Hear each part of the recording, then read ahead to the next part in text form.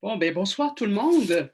Le réseau Démocratie municipale ouvert et solidaire, le réseau DEMOS, est heureux de vous accueillir pour la discussion Pourquoi pas les débats publics. Nous espérons que ce sera une excellente occasion pour vous d'approfondir la réflexion sur l'ouverture des débats et des décisions municipales au public et aux médias. La mission du réseau DEMOS est de stimuler, soutenir et réseauter les citoyens et citoyennes intéressés par le développement d'une démocratie participative dans les municipalités de la Baie des Chaleurs. Via la création d'espaces de réflexion, d'échange et de soirées de collaboration, comme nous le faisons ce soir, nous souhaitons partager des informations ou expériences, des expertises, afin de créer de la solidarité et de l'engagement envers la politique municipale. Dans le cadre de cette discussion, nous accueillons deux conseillères municipales qui, avec 40 autres élus, ont demandé au gouvernement provincial d'établir des règles claires pour encadrer les séances de travail à huis clos et favoriser davantage de délibération dans les conseils municipaux. Alors, avant de vous présenter les conseillères, je vais juste donner quelques petites indications pour le fonctionnement du webinaire. D'abord, on va avoir la présentation de nos conseillères pour environ une quarantaine de minutes et ensuite, il va y avoir une période de questions avec le public que je vais animer. Vous pouvez déposer vos questions dans la conversation, dans le chat, comme on appelle communément, de la rencontre Zoom, et aussi sur la page Facebook où est également diffusée la conférence. Si votre question s'adresse à une des conseillères en particulier, merci de le préciser quand vous écrivez votre question. On va prendre des questions dans l'ordre, mais on va donner un premier droit de parole, si vous voulez, un premier tour aux gens. Donc, si vous avez déposé deux questions, ça va peut-être être un petit peu plus long. Alors, avant de céder la parole à nos deux dynamiques conférencières, on a hâte de vous entendre, je vais d'abord vous les présenter. Il y a Mme Virginie Proulx, qui est conseillère municipale à Rimouski pour le district du BIC. Virginie détient un baccalauréat en administration, une maîtrise en administration publique et un doctorat en développement régional. Elle est une femme engagée, déterminée, qui s'est impliquée au sein de sa communauté, tant comme entrepreneur que comme conférencière, consultante et chargée de cours à l'UQAR. Élue en 2007, elle a fait le saut en politique municipale avec le désir de contribuer à valoriser son milieu et à l'aider à se doter d'une vision à long terme. Nous recevons aussi Evelyne Baudouin, qui est conseillère municipale à Sherbrooke et chef du parti Sherbrooke Citoyen. Diplômée en économie et politique, elle est chargée de cours également à l'Université de Sherbrooke. Evelyne a contribué à créer le mouvement Sherbrooke Démocratie, qui s'apparentait, semble-t-il, au réseau DEMOS, afin de défendre des enjeux de gouvernance démocratique, de transparence et de sécurité des piétons. Elle a par la suite cofondé le parti Sherbrooke Citoyen pour rassembler un maximum de personnes autour d'idées novatrices et ambitieuses. Élue conseillère en 2017, elle est maintenant chef de l'opposition du conseil municipal de Sherbrooke. Alors, je vous souhaite la bienvenue, mesdames. Nous vous disons un grand merci pour cette contribution et votre participation. Et je vous cède la parole.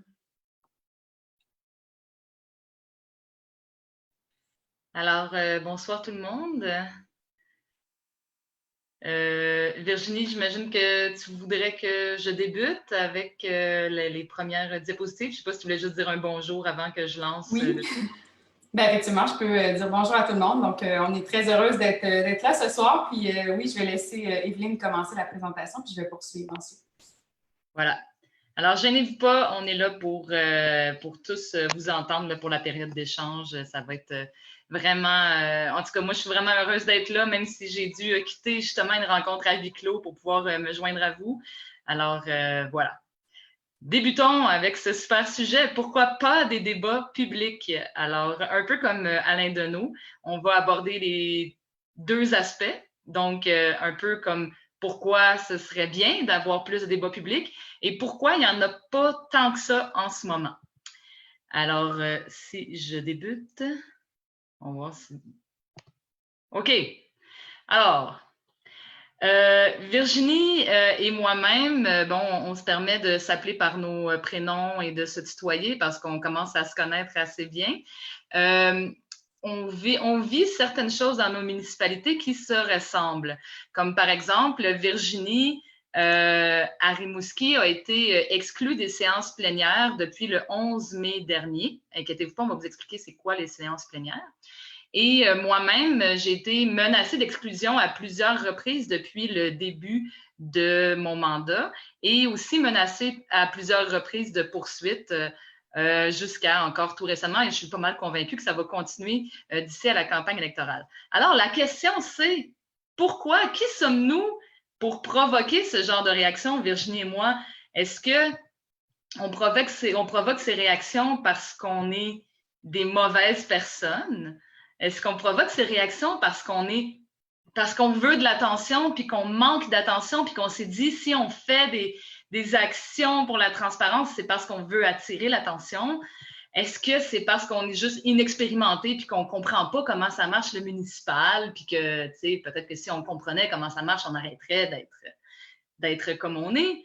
Est-ce que c'est parce qu'on est des personnes qui ne sont pas capables de travailler en équipe? Est-ce que ce serait ça la source du problème?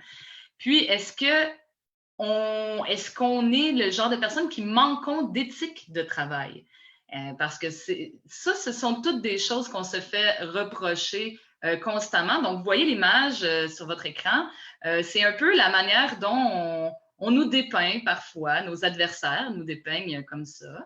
Et la question, c'est, est-ce qu'on est vraiment comme ça ou bien est-ce que ça se pourrait que ce soit autre chose qui explique qu'on ait des menaces de poursuite puis d'exclusion ou bien encore carrément des exclusions effectives? Alors, c'est un peu la question à laquelle on va tenter de répondre ce soir, mais évidemment, c'est vous qui allez pouvoir y répondre. Nous, on est mal placés pour dire qu'on n'est pas des mauvaises personnes. Ce sera à vous d'en juger après l'heure et demie qu'on aura pu passer ensemble. Commençons par la base. Comment ça marche une ville ou une municipalité? Il y a différentes sortes de municipalités au Québec, mais sans rentrer trop dans le détail, il y a quand même une espèce de fonctionnement assez commun que la ville soit une ville comme Saint-Paul-de-la-Croix dans le Bas-Saint-Laurent de 300 habitants ou une ville comme Sherbrooke de 165 000 habitants. Il y a quand même un fonctionnement qui se ressemble. C'est-à-dire, et là, Virginie a sorti cet organigramme-là en mettant la population en haut, parce que théoriquement, c'est ça, c'est la population qui devrait être au-dessus, au haut de la pyramide. Et la population est représentée par le conseil municipal qui agit, et là, c'est un élément quand même important, le conseil municipal existe, en guillemets, seulement pendant les rencontres du conseil municipal. On ne peut pas prendre des décisions à l'extérieur de ces rencontres-là. Donc, les séances du conseil municipal, c'est le moment où les décisions officielles se prennent. Et là, on est encore une fois sur papier. Mais le conseil municipal, comme il se réunit seulement une fois par semaine ou par 2 semaines ou par 3 semaines ou même peut-être juste une fois par mois, ça fait qu'il y a du travail politique qui doit se faire ailleurs. Ce qui fait que dans à peu près toutes les municipalités, en tout cas du moins celles qui sont un peu plus grandes, il y a aussi des comités qui sont mis sur pied, que ce soit des comités de culture, des comités sur la sécurité, des comités sur le développement social, sur l'environnement. Donc, il y a différents autres comités qui existent. Donc, ça, on aborde ça brièvement. Je ne rentrerai pas trop dans le détail. Au sein du conseil municipal, donc, il y a au moins 7 élus, dont un maire. J'entends quelque chose, OK, c'est terminé. Et dans d'autres villes, ça peut aller, tu sais, à Montréal, il y a presque autant d'élus, je pense, ou sinon plus qu'à l'Assemblée nationale. Montréal, c'est vraiment un cas un peu à part, on n'en parlera pas tant que ça ce soir. Mais mettons à Sherbrooke, il y a 14 élus de district plus le maire. Fait que le maire a quelques pouvoirs de plus, mais en théorie, le maire ne peut presque prendre aucune décision tout seul. Tous les élus peuvent prendre des décisions en groupe lors des séances du conseil municipal. Le maire a un droit de vote, comme tout le monde, puis c'est pas mal ça. Les autres élus aussi, on est juste en théorie un droit de vote sur 15 dans mon cas, ou bien un droit de vote sur 7 comme dans les plus petites municipalités. Et ça, c'est l'aspect, fait que le conseil municipal, le maire, les comités, c'est le côté politique. Et le côté administratif, c'est le directeur général. Donc, lui, c'est vraiment un employé de la ville. C'est comme le chef des employés, le directeur général. Je l'ai dit au masculin parce que je pense que c'est 95% des hommes au Québec. Et les directions, après ça, de différents services. Donc, on a des exemples, direction de l'urbanisme, de l'environnement, du greffe, travaux publics et tout ça. Donc, ça, c'est l'aspect administratif et le politique et l'administratif se rejoignent ensemble. Là, Virginie, j'imagine que c'est moi qui parle des réunions à huis clos. OK. Oui. Fait que, je vais juste expliquer rapidement. Fait que, excusez de changer d'une diapositive à l'autre. Donc, ce dont on va vous parler principalement ce soir, mais pas uniquement, c'est le fameux, il y a le conseil municipal, puis dans une chose qui est presque pareille dans toutes les villes du Québec, peu importe leur grosseur, c'est une rencontre en amont du conseil municipal qui peut porter plusieurs noms. À Sherbrooke, on les appelle les huis clos. Dans d'autres places, on les appelle les rencontres plénières. Dans d'autres places, c'est les ateliers de travail. Mais l'affaire, c'est tout le temps la même, peu importe le nom, c'est tout le temps à peu près la même chose. C'est des réunions qui rassemblent généralement tous les élus, puis des fonctionnaires. Puis c'est là que les discussions se passent, même que ça se passe, en tout cas, je pense que même à Rimouski, c'est comme ça, là, mais à Sherbrooke, là, ça se passe dans la salle du conseil. Fait que tous les élus, on s'en va à la salle du conseil, disons à 2 heures de l'après-midi, le lundi, qu'il y a un conseil. On discute des dossiers, on se tiraille, on s'influence et tout ça. On prend des décisions à huis clos. Fait que ça veut dire que ça, c'est pas des discussions, c'est pas de l'information, c'est pas des choses qui sont accessibles au public. Puis souvent, c'est là qu'on va réviser tout ce qui va se passer au conseil, puis on dit « Ah, moi, j'avais juste une affaire que je n'ai pas compris sur telle chose », ou bien des fois, il y a des votes qui se prennent à l'avance, ou bien je me demande même si Virginie, elle me disait qu'il décide à l'avance c'est qui va proposer, c'est qui va appuyer. Fait que dans le fond, c'est comme la générale, c'est la pratique générale avant la vraie séance qui est publique. Et c'est donc... on fait souvent le parallèle avec une pièce de théâtre. Puis si vous avez déjà assisté à un conseil public, vous pouvez probablement témoigner que c'est un peu comme une pièce de théâtre dans le sens où ça commence, c'est souvent très court, proposer, appuyer. C'est rare qu'il y ait des explications, puis on arrive à la fin de la séance. Il y a une période de questions, soit au début, à la fin. Puis, il y a des conseils municipaux au Québec là, que ça prend 15 minutes que c'est réglé. Bon, à Sherbrooke, il y a des fatigantes comme moi qui posent beaucoup de questions ou qui font beaucoup d'explications, ce qui fait que les réunions durent plus longtemps, mais le monde, quand ils regardent, ils comprennent un petit peu ce qui se passe. Fait que c'était ça un peu la mise en contexte de quoi on parle. Là, on va beaucoup vous parler de ces lieux-là de discussion préalable aux vraies séances publiques du conseil municipal. Bon, fait que je vais m'arrêter là parce que j'ai déjà beaucoup parlé. Et Virginie, je te passe la POC. Oui. Donc, en fait, moi, je vais continuer avec la question des huis clos. Bon, Evelyne en a déjà parlé un peu, puis je vais faire des liens avec la démocratie. Pourquoi avec la démocratie? Parce que, bon, je vais vous expliquer, en fait, d'où viennent les tensions. Premièrement, je vais faire la distinction entre c'est quoi la démocratie représentative versus la démocratie participative. Quand on parle de démocratie représentative, évidemment, la personne qui est élue est indépendante de ses électeurs. Donc, c'est quelque chose qui est irrévocable, puis la personne qui est élue n'est pas tenue de suivre explicitement leur volonté. Autrement dit, elle peut dire, ben moi, je vais me faire élire en promettant ça, puis finalement, une fois au pouvoir, je fais un peu ce que je veux.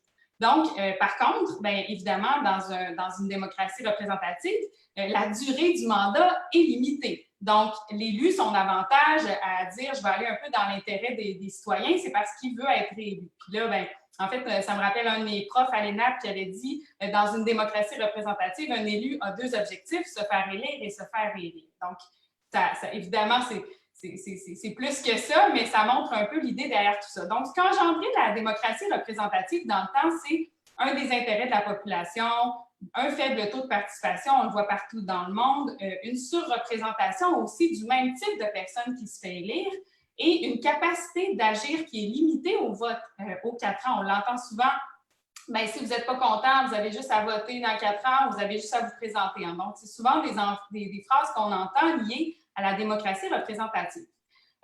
Si on est en démocratie participative et qu'on est en plus dans un concept où est-ce qu'on met des huis clos systématiques, bien évidemment, là, on se ramasse à élire des gens pour qu'ils nous représentent, sauf que ces gens-là, on ne sait même pas comment ils pensent, on ne sait pas ce qu'ils disent, on ne sait pas c'est quoi les orientations qu'ils prennent, puis on ne sait pas c'est quoi les valeurs qui les guident. Donc, c'est une drôle de représentation quand même d'élus qu'on ne connaît pas vraiment finalement parce qu'on n'a pas accès à aucune information par rapport à qui ils sont réellement. Donc, dans les années 60, ce qui s'est passé, c'est qu'il y a eu des critiques. Justement, on a vu pas mal c'était quoi les failles de la démocratie représentative. Donc, de plus en plus est apparu le concept de démocratie participative. Donc, la démocratie participative, c'est une forme de partage puis d'exercice du pouvoir qui est fondée sur le renforcement de la participation des citoyens. Autrement dit, ça veut dire qu'on veut inclure les citoyens davantage dans nos décisions, dans nos façons de faire. Donc, on leur laisse plus de place pour avoir une relation avec eux qui n'est pas juste basée sur l'autorité, mais qui est basée sur la collaboration. Donc, on les fait participer à la prise de décision de plus en plus. Donc, on le voit, entre autres, l'apparition de tout ce qui est consultation publique, les budgets participatifs. Donc, ça entre dans l'idée de démocratie participative. Donc, ce qu'on voit à travers ça, c'est qu'il y a un choc des cultures puis des mentalités. Parce que d'un côté, on a des gens qui sont très attachés à la représentativité, donc à la démocratie représentative, qui vont dire justement, bien là, si vous n'êtes pas content, vous avez juste à voter dans 4 ans. Alors que pendant ce temps-là, bien, c'est nous autres qui décidons, on a été élus pour ça, c'est à nous à prendre des décisions. Et de l'autre côté, bien, il y a des gens qui de plus en plus disent, bien, nous, on aimerait ça de plus en plus être consultés, faire partie des décisions, comprendre ce qui se passe dans le milieu municipal. Donc, ça, c'est la démocratie participative et de la démocratie représentative. Il y a une espèce de choc des idées, donc de plus en plus. Tu peux avancer un peu les diapos, Evelyne. Donc, c'est ça, il y a un choc des cultures et des mentalités. Donc, l'angle de la démocratie, je vous l'ai un peu présenté, puis j'aimerais poursuivre maintenant avec l'angle de l'information. Parce que quand on parle de transparence, évidemment, on parle d'information, d'accès à l'information. Donc, le chemin de l'information, c'est quoi actuellement? C'est que les fonctionnaires vont produire de l'information, vont aller chercher de l'information, puis ils vont la transmettre au directeur de service, qui, eux, vont la transmettre au directeur général. Le directeur général va en discuter avec le maire et ou le comité exécutif quand il y en a un. Ensuite, cette information-là va s'en aller au conseil municipal. Et là, le conseil municipal va décider que l'information va être transmise aux médias. Mais comment elle va être transmise? Bien, elle va passer par le prisme du service des communications et des fois du maire directement qui, lui, va donner l'information aux médias. Donc, les médias vont faire leurs articles, vont en parler à la radio. Puis après ça, cette information-là, donc, est transmise à la population. Donc, on voit qu'il y a quand même beaucoup d'étapes avant que l'information se rende à la population. Donc, ça fait en sorte que dans un contexte où tout est à huis clos, bien évidemment, l'information est formatée. On va décider de ce qui sort, on va décider de comment ça sort, puis on va décider du moment où ça sort. Donc, on a cette information-là de façon traditionnelle qui descend, sauf que d'un autre côté, on a des citoyens qui sont de plus en plus informés, que ça soit de sources fiables ou non, là, on s'entend, mais des citoyens qui vont se partager de l'information entre eux via les réseaux sociaux, vont aller chercher de l'information dans le monde aussi. Ah, on apprend que dans telle ville, il se passe telle chose. Ah, c'est intéressant. Donc, c'est de l'information parallèle qui arrive. Donc, encore une fois, ça engendre des tensions. Pourquoi? Parce qu'on remet en question l'information qu'on nous donne, qui est formatée, qui arrive de la ville par le service des communications, puis on dit, ouais, je ne suis pas tout à fait d'accord avec ça. Moi, je pense qu'on pourrait faire autre chose. Donc, évidemment, c'est une information qui semble trop remâchée, qui a l'air, pas nécessairement assez brute. Donc, elle arrive en contradiction avec d'autres informations d'ailleurs. Puis c'est là que ça engendre ce qu'on appelle une crise de confiance. Donc, actuellement, c'est ce qu'on vit à différents niveaux de gouvernement liés au manque de transparence. C'est la crise de confiance qui fait en sorte que les gens peuvent aller chercher leur information par eux-mêmes. Donc, une des façons d'améliorer la confiance des électeurs envers leurs élus, évidemment, c'est de mettre en place plus de transparence. Mais pourquoi les élus ne veulent pas mettre en place plus de transparence? C'est quoi le problème? Donc, Evelyne va continuer avec ça. Oui. Donc, on se pose la question, pourquoi pas la transparence? Alors, il faut dire, comme l'a montré Virginie, puis c'est pas anodin, on a commencé par vous parler de l'information, parce qu'évidemment, la transparence, ça a rapport avec l'information, c'est de dévoiler de l'information.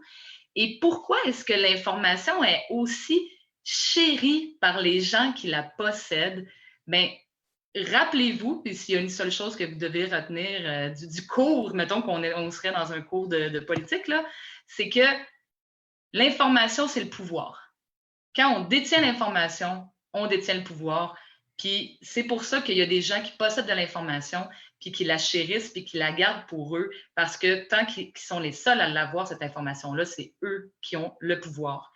Et la nature du pouvoir, c'est que quand on a, je veux dire, c'est comme une espèce de... Les gens qui ont du pouvoir veulent le garder, puis les gens qui n'ont pas de pouvoir, ils veulent plus de pouvoir. C'est plate de voir la vie comme ça, mais la nature même du pouvoir, c'est que les gens qui l'ont veulent le garder, puis les gens qui ne l'ont pas, ils en veulent plus. Mettons, qu'on résume grossièrement. Au niveau de la transparence, c'est que être plus transparent, être plus démocratique, faire plus de démocratie participative, c'est plus compliqué. C'est plus difficile. C'est quand on transmet de l'information à la population, des fois, il y a des sujets délicats.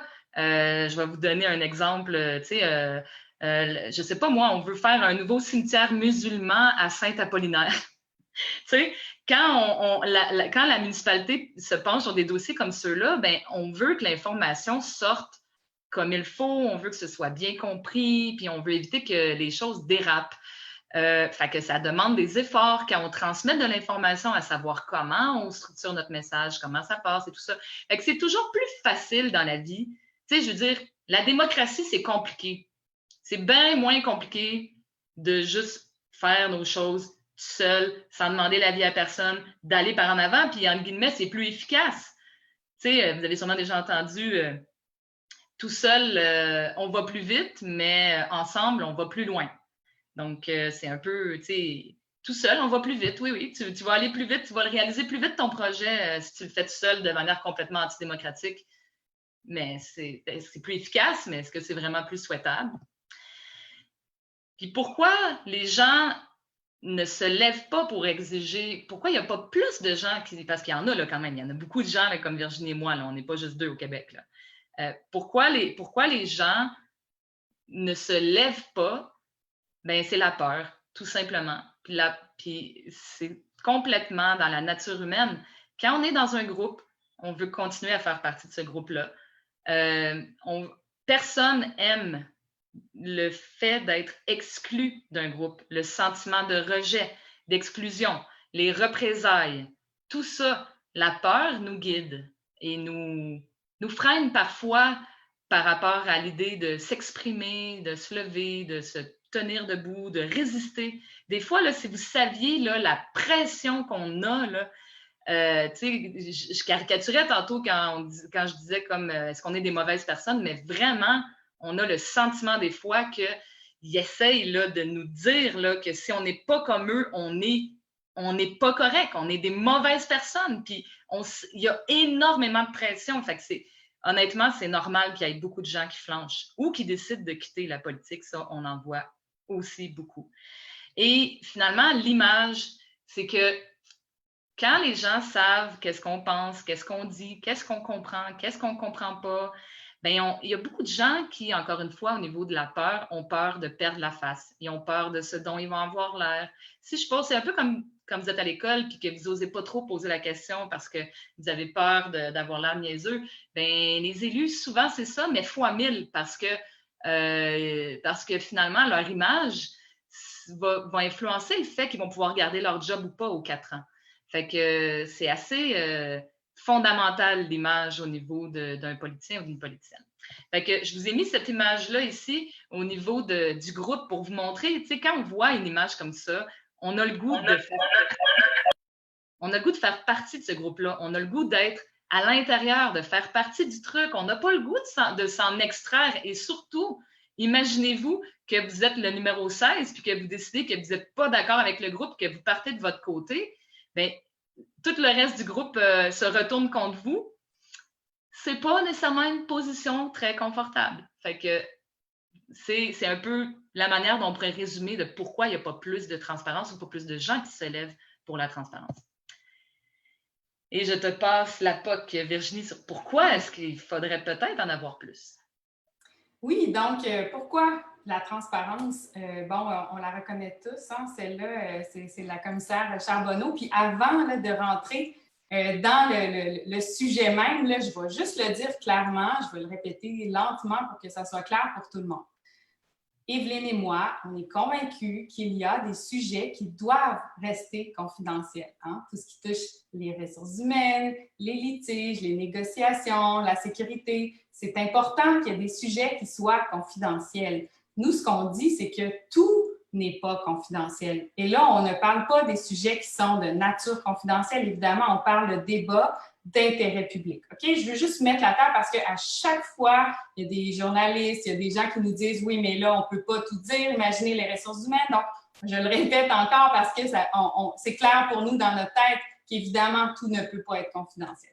À partir de là, donc maintenant, pourquoi on voudrait plus de transparence en politique municipale? J'ai mis l'image de la commissaire Charbonneau parce que c'était la recommandation numéro 51 de la commission Charbonneau. Elle recommandait au gouvernement d'encadrer les débats pour s'assurer que s'il y a un huis clos, c'est pour justement qu'il y ait des raisons de nature confidentielle et que ça ne soit pas pour éviter les débats publics. D'ailleurs, je vous le répète, c'est le cas aussi en Ontario. Donc, ce n'est pas quelque chose de complètement fou qu'on demande actuellement en Ontario. Donc, les huis clos sont interdits à moins d'avoir vraiment des raisons confidentielles qui sont écrites dans la loi. Donc, évidemment, pourquoi? Parce que les huis clos peuvent engendrer de la corruption, de la collusion, mais aussi de l'intimidation. Donc, Evelyne en a parlé un peu, mais actuellement, tout ce qui se passe dans les rencontres plénières à huis clos, ça peut mener à des dérives. Je dis bien ça peut, hein, pas nécessairement.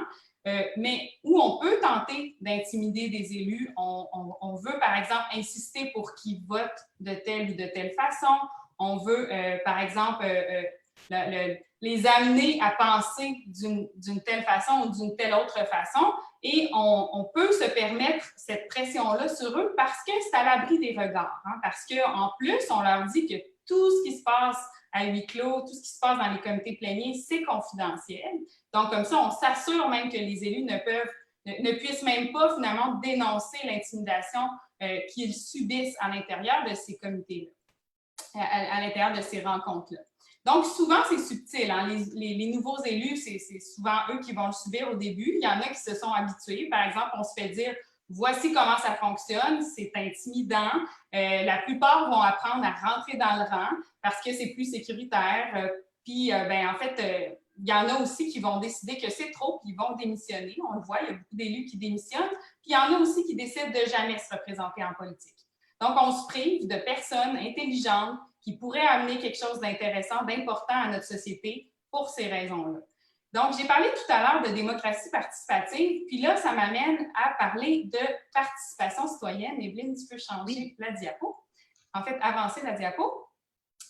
Pourquoi? Parce que la transparence, ça veut dire quoi? Ça veut dire impliquer davantage les citoyens dans nos processus décisionnels. J'en ai parlé tantôt. Marie-Ève Maillé, c'est une chercheure qui a identifié 4 critères pour avoir une participation citoyenne réussie. Donc, c'est quoi ces 4 critères-là? Premièrement, c'est l'accès. L'accès, est-ce que les citoyens actuellement ont le moyen de se faire entendre? Par exemple, le conseil municipal. Est-ce qu'ils ont accès, avec la pandémie en ce moment, là, on sait qu'il y a des conseils municipaux qui ne diffusent plus du tout. Les citoyens ne peuvent plus aller directement au conseil municipal, ne peuvent plus poser de questions.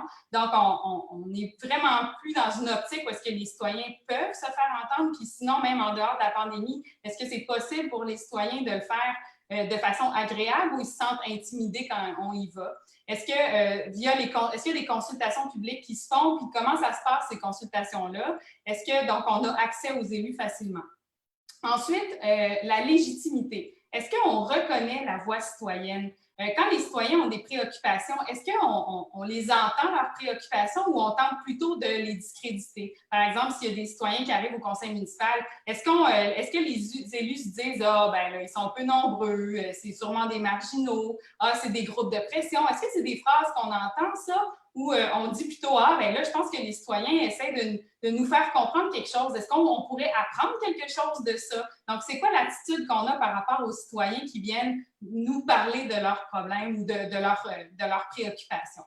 Ensuite, le troisième facteur, c'est l'influence. Est-ce que les citoyens ont une capacité réelle d'influencer la décision publique? Autrement dit, est-ce que les citoyens ont l'impression que la décision est déjà prise ou ils ont une réelle capacité d'influence? On entend souvent que quand il y a des consultations publiques, bien, que finalement, c'est juste une présentation, puis que la décision est déjà prise, puis que le projet est déjà monté. Donc, si c'est la perception que les citoyens ont, évidemment, bien, la participation citoyenne ne sera pas vraiment réussie. Ils vont être déçus, ils vont sortir de là choqués.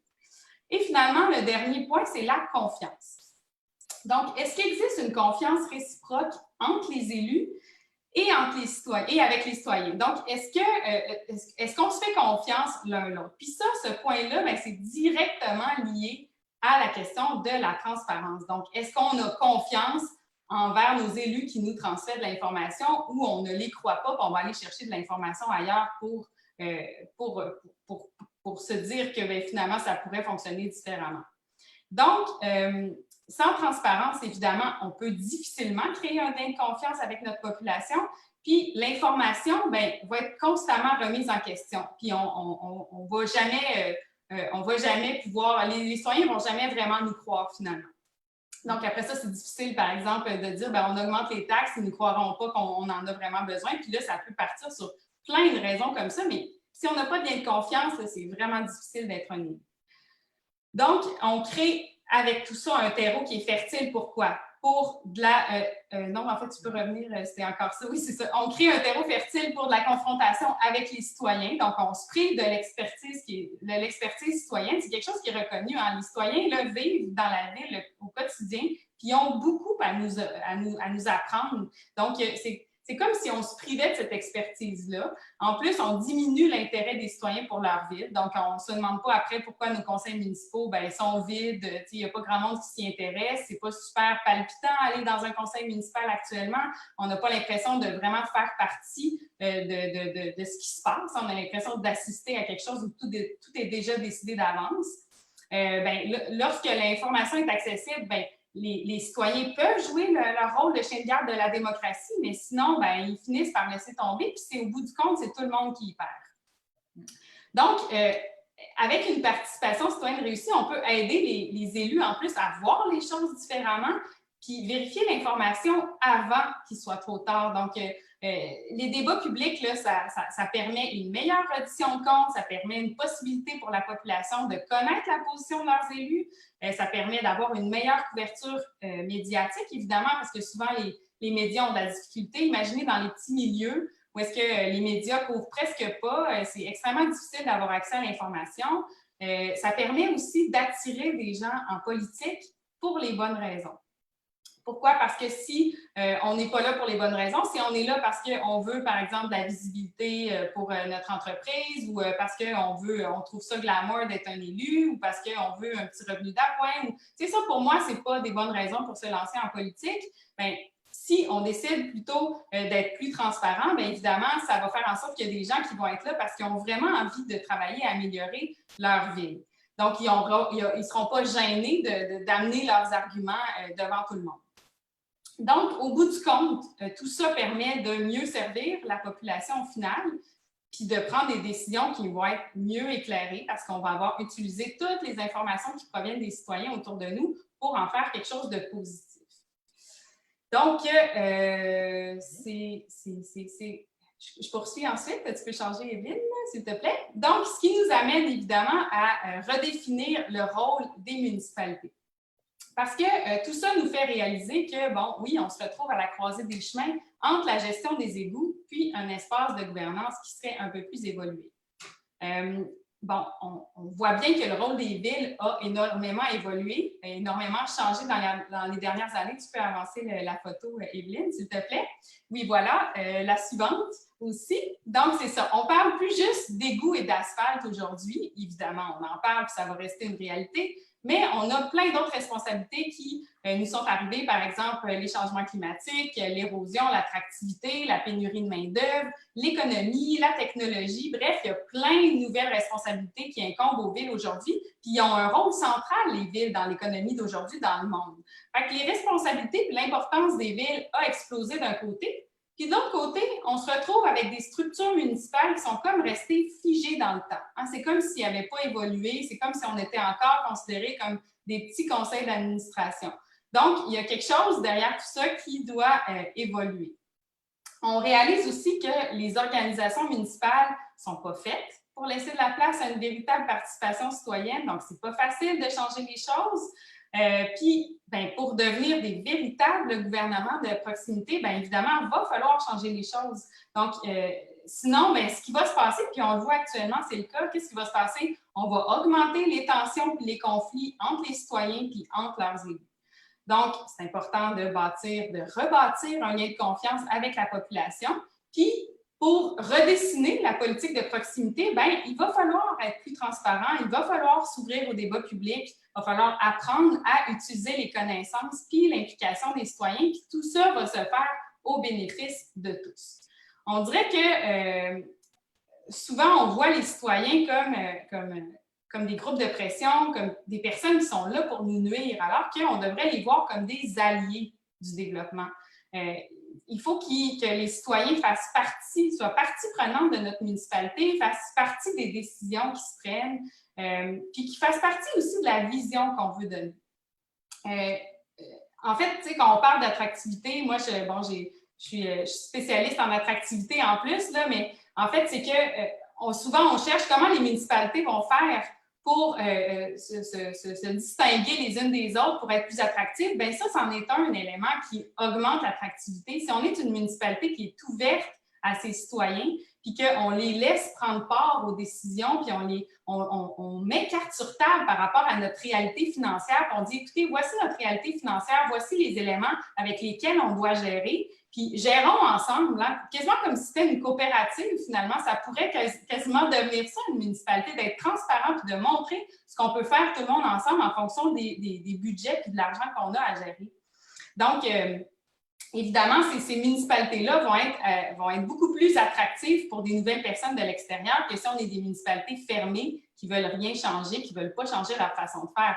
Donc, on pourrait, finalement, c'est ça, se distinguer vraiment en étant beaucoup plus transparent. Puis, j'aimerais, avant de poursuivre après Evelyne, j'aimerais terminer sur cette question-là, en fait, parce que souvent, c'est une question qui revient. C'est quoi le rôle des élus, à votre avis? Est-ce que c'est représenter la ville? Est-ce que c'est représenter l'administration municipale ou c'est de représenter la population? Donc, on pourra y revenir plus tard dans les questions et je laisse donc Evelyne poursuivre. Oui. En fait, avant de changer de diapositive, je voulais faire une parenthèse parce les deux, on a abordé un peu la question, mais un peu rapidement, de l'intimidation. Il faut savoir que, comme on dit, ces rencontres-là qui se passent, tout ce qui se fait, en fait, loin du regard du public est propice, finalement, c'est un environnement fertile pour... France Charbonneau l'avait dit que c'était un environnement, un lieu fertile pour la corruption et la collusion, mais ce l'est aussi pour l'intimidation.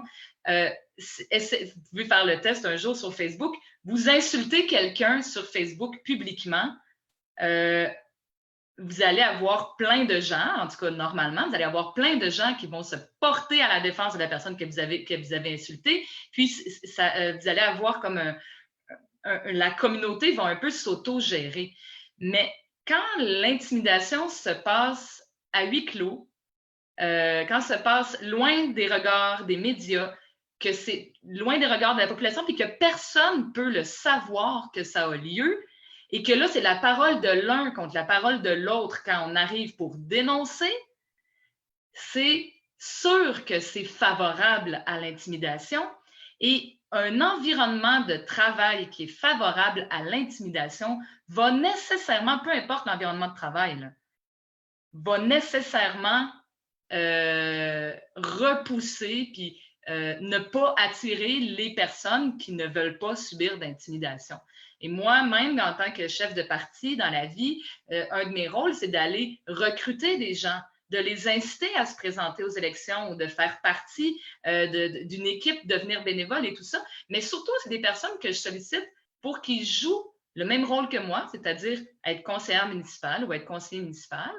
Il y en a beaucoup qui me disent « J'aimerais ça le faire, mais j'ai pas envie de subir de l'intimidation. » Et peut-être même des gens qui vont dire « J'en ai déjà subi dans le passé, ça suffit, j'ai mis un frein à ça, je ne veux plus vivre ça, alors non, je ne ferai pas ça parce que je ne veux pas subir d'intimidation. » Des fois, le mot intimidation n'est pas utilisé, mais c'est à ça qu'ils font référence quand ils disent « Je ne veux pas vivre tout ce que tu vis, toi, Evelyne. Toi, Evelyne, tu es forte, toi, tu es capable d'endurer les coups, mais moi, je ne serais pas capable de les endurer, ces coups-là. » Fait que questionnons-nous sur le danger que ça représente par rapport aux gens qui ne vont pas en politique, aux gens qui décident d'y aller malgré tout, puis aux gens qui restent dans ce milieu-là, puis qui sont peut-être un petit peu trop confortables dans ce milieu-là, malgré ça. Fait que ça, c'était une parenthèse que je voulais vous faire parce qu'on l'avait abordé un peu rapidement, mais je trouvais que c'était important. Qu'est-ce qu'on est en train de faire, Virginie et moi, depuis finalement ce jour où elle a été exclue des huis clos à Rimouski? Peut-être qu'un jour, on verra ça comme un point tournant, peut-être même au Québec en démocratie municipale. On est en train de d'ébranler les colonnes du temple. On est en train, aujourd'hui, avec vous, de re-questionner des choses qui ont été peu questionnées dans le passé ou qui l'ont été, mais que ça n'a peut-être pas mordu, il n'y avait peut-être pas l'écho, il n'y avait peut-être pas l'intérêt dans la population pour aller jusque-là. Mais aujourd'hui, on le sent. Et pourquoi est-ce qu'on vit tout ça, ces menaces de poursuite? C'est parce qu'on est en train de toucher à ce qu'ils ont de plus précieux. On est en train de toucher on est en train de mettre le doigt quand on s'attaque aux huis clos, pléniers, séances de travail, les endroits où ils peuvent, je veux dire, abuser de leur pouvoir en toute impunité. Okay? Donc, sans aucune punition, personne, que ce soit des fois les fonctionnaires, souvent les élus. Donc, nous, on est en train de mettre le doigt, de mettre le spotlight sur ce qui est le plus important pour eux. Alors, on est en train de débranler les colonnes du temple et c'est ce qui fait qu'on vit autant de difficultés et qu'on va continuer. On est parfaitement consciente, Virginie et moi, c'est pas terminé, là. Il reste encore plusieurs mois avant l'élection, puis on le sait qu'à toute occasion, il y a des gens qui veulent conserver leur siège confortable et conserver leurs privilèges qui vont continuer à nous faire des jambettes en cours de route. Mais pourquoi on le fait de bord? C'est pas mes enfants en passant. En fait, tu sais, j'aimerais revenir sur le fait que le sous-titre de notre présentation, c'est redessiner la politique de proximité. Parce que notre objectif final, au bout du compte, c'est pas faire de la transparence pour de la transparence, hein, c'est de la transparence pour avoir une meilleure démocratie. Parce que ce qu'on vit de l'intérieur, Evelyne et moi, on a décidé de mener ce combat-là. Oui, c'est vrai qu'on est des femmes fortes quand même. Il y a beaucoup de gens aussi, moi aussi, qui me disent « Je ne sais pas comment tu fais, moi, je ne pourrais jamais. » Mais je me dis, si nous, on a cette force-là, tant mieux. Puis servons-nous des difficultés qu'on vit avec nos conseils municipaux, avec nos maires, puis faisons en sorte que ces difficultés-là ne soient pas vaines et qu'ils ne servent pas à rien, mais qu'au bout du compte, qu'il y ait quelque chose qui se passe pour essayer d'améliorer notre société, d'améliorer la démocratie municipale. Donc, c'est ma conclusion. Voilà. Et donc, juste pour faire une boucle avec le début, on vous laisse décider un peu. Évidemment, nous, on a notre opinion personnelle sur le combat, et on l'appelle un combat, le combat qu'on est en train de mener. Alors, à vous de décider les personnes que vous croyez qu'on est. Donc, sommes-nous les mauvaises personnes qui ne savent pas travailler en équipe, ou bien est-ce que ça se pourrait qu'on soit des personnes qui vivent beaucoup de difficultés, beaucoup d'obstacles, mais qu'on est en train de se battre parce que c'est des choses qui nous tiennent à cœur.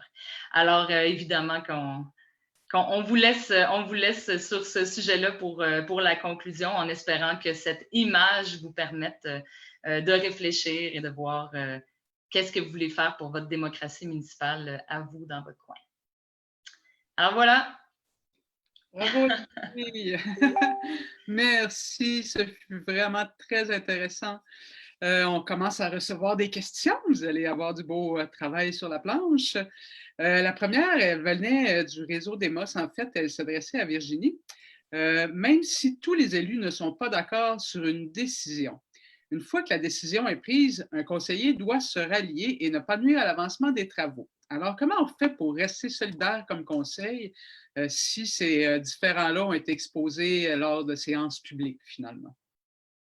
Bien, je trouve ça super intéressant que vous me posiez la question parce qu'on s'est fait beaucoup dire ça, hein, que bon, c'est important de se rallier à la décision. Je pense que ça vaut la peine de creuser un peu ça. Premièrement, parce que le fait de dire qu'on doit se rallier à la décision en tant que conseiller, c'est une interprétation de la loi qui est basée sur le Code civil au sujet des conseils d'administration. Parce que quand on est dans un conseil d'administration, on doit se rallier à la décision d'un conseil d'administration. Or, les conseils municipaux, de plus en plus, on dit que c'est des gouvernements de proximité. Donc, c'est plus seulement des conseils d'administration, c'est plus des simples conseils d'administration. Puis si on creuse encore davantage la question, ça signifierait quoi exactement de se rallier? C'est sûr que s'il y a un budget qui est voté, bien, un conseiller ne peut pas décider demain matin qu'il va empêcher la municipalité de sortir cet argent-là. Le budget a été voté. Mais est-ce que ça veut dire qu'il n'y a pas le droit du tout de critiquer la décision? Ça voudrait dire que, par exemple, dans une ville où il y aurait une opposition, bien, l'opposition n'aurait pas le droit de jouer son rôle d'opposition, ce qui est un peu contradictoire. C'est comme si, à un autre palier, l'opposition n'avait pas le droit de critiquer, par exemple, s'il y avait des coupures dans la DPJ, bien, l'opposition n'aurait pas le droit de critiquer ces coupures-là en disant bien, il faut qu'on se rallie à la décision du gouvernement. Donc, s'il n'y a pas de critique, s'il n'y a pas de remise en question, évidemment, la démocratie s'en trouve automatiquement affaiblie. Mais surtout, en fait, je répondrais que c'est encore pire si on est en huis clos. Parce que là, si tous les débats sont absents, donc tout se fait à huis clos, personne n'est au courant de rien, là, il y a un conseiller municipal qui serait totalement mal à l'aise avec une décision, par exemple, puis là, il n'aurait pas le droit d'en parler publiquement. Bon, il pourrait peut-être voter contre, quoique il y a quand même des municipalités où voter contre, c'est vraiment quelque chose de très mal vu, comme c'était d'ailleurs le cas quand je suis entrée à Rimouski. Il y avait eu une seule fois un conseiller qui avait voté contre quand même dans les dernières années. Donc, on s'entend que ce n'est pas quelque chose qui est automatique de voter contre des gens partant. Ensuite, ce conseiller-là, donc, ne peut pas en débattre, peut peut-être même pas voter contre, puis ensuite, il est obligé de se rallier, puis il ne peut même plus en parler. Donc, je veux dire, ça n'a aucun sens. À mon avis, c'est ce fonctionnement-là même qui peut mener à des dérives, puis qui a peut-être fait que pendant des années, avant la commission Charbonneau, bien, il y a des conseillers, peut-être, qui se ralliaient à des décisions douteuses, puis avec lesquelles ils n'étaient pas d'accord, mais il n'y avait pas le choix de le faire. Donc, on voit à quel point cet élément-là qu'on nous dit qu'il faut se rallier, bien, il y a quelque chose qui ne marche pas là-dedans, puis il faut le dénoncer si c'est vraiment le cas. Mais comme je répète, pour moi, c'est une interprétation de la loi qu'on fait. Puis, je pense que ce que ça signifie concrètement, c'est qu'il faut préciser la loi parce qu'actuellement, il y a des flous importants. Il faut le préciser au niveau du fonctionnement. Il faut s'adapter à la réalité dans laquelle on est aujourd'hui. Nos municipalités ont évolué. Puis, il faut absolument moderniser nos règlements, nos façons de faire parce qu'évidemment, il n'y a personne qui gagne au bout du compte là, de fonctionner de cette façon-là. Merci, Virginie. La deuxième question du réseau est pour Evelyne. Est-ce que le huis clos favorise une plus grande influence des fonctionnaires sur la capacité de décision des élus? Puis si oui ou sinon, en tout cas, quel devrait être leur rôle finalement quand les séances sont publiques? Je pense que c'est important parce que quand on pense au pouvoir, on pense souvent aux élus. Mais c'est important de savoir que les fonctionnaires ont aussi un pouvoir. Qui souvent, ils le nient, l'existence de ce pouvoir-là. Ils disent, mais non, c'est les élus qui ont décidé, c'est les élus qui décident, c'est vous qui décidez. Ça, on entend ça très souvent là, quand on est élu. Mais la vérité, c'est, puis je veux dire, demander à n'importe quel prof de politique, c'est que les fonctionnaires ont le pouvoir. Et pourquoi il y a un pouvoir, Virginie l'a expliqué, c'est qu'ils ont de l'information. Dès qu'on a de l'information que quelqu'un d'autre n'a pas, on a un pouvoir. Après ça, le pouvoir fonctionnaire versus politicien, à huis clos versus en public ou en privé versus en public, moi, ce que je me dis, c'est que tout ce qui est surveillé est mieux fait. Tout ce qui est surveillé, il y a bien des choses qui se passent à huis clos qui jamais se passeraient si elles étaient devant public. Les gens comme je vous dis, tout comme c'est facile derrière un faux compte Facebook de commencer à bitcher quelqu'un, cette même personne-là ne sera peut-être pas game de le faire en personne dans la rue. Fait que c'est un peu la même chose dans le sens où quand on est à huis clos, c'est tellement plus facile de faire des choses qu'on ne devrait pas faire. Et quelles sont ces choses qu'on ne devrait pas faire quand on est un fonctionnaire? C'est franchir la limite. Les fonctionnaires, c'est des gens qui détiennent une expertise dans un domaine, des fois dans plusieurs domaines, mais dans un domaine, et qui sont à la disposition des élus pour les aider, pour les guider, leur livrer leur expertise, mais la décision relève des élus. Et un fonctionnaire devrait toujours s'abstenir de faire de la politique. Toujours. OK? La vérité, c'est que beaucoup trop de fonctionnaires font de la politique. Ils franchissent souvent les limites entre la recommandation et l'opinion. Et ça, souvent, ça se passe à huis clos parce qu'un fonctionnaire n'oserait pas faire ça en public. Entre autres parce qu'il y en a plusieurs qui font partie de différents ordres professionnels où est-ce que ça pourrait leur apporter des blâmes, mais aussi parce que les médias accrocheraient là-dessus, la population accrocherait là-dessus, les élus. Fait qu'ils s'en permettent beaucoup, tout comme les élus, à huis clos, parce que quand on n'est pas surveillé, bien, on fait un peu ce qu'on veut, puis on n'a pas de punition, on n'a pas de blâme, mais voilà. Merci. On commencerait avec les questions du public. On va y aller avec celles qui avaient été reçues avant la rencontre. Il y avait une question de M. Rémi Bourdillon de Rimouski pour Virginie. Je vis à Rimouski, je m'intéresse à ce qui se passe au conseil municipal. La résolution proposée par Virginie Proulx pour qu'il y ait davantage de débats publics n'a pas reçu d'appui, mais les conseillers ont proposé d'améliorer la transparence en expliquant mieux les décisions du conseil. Est-ce que vous considérez cela suffisant et sinon pourquoi? On s'imagine que non. Merci de la question. En fait, je pense que plus d'explications, bon, ça ne peut pas nuire. Hein. Déjà, on se fait souvent dire que les résolutions, c'est des numéros de lot, on ne comprend absolument rien. Donc, c'est sûr que plus d'explications, c'est quelque chose de positif, puis c'est un premier pas. Par contre, la transparence, ce n'est pas le fait d'améliorer nos stratégies de communication.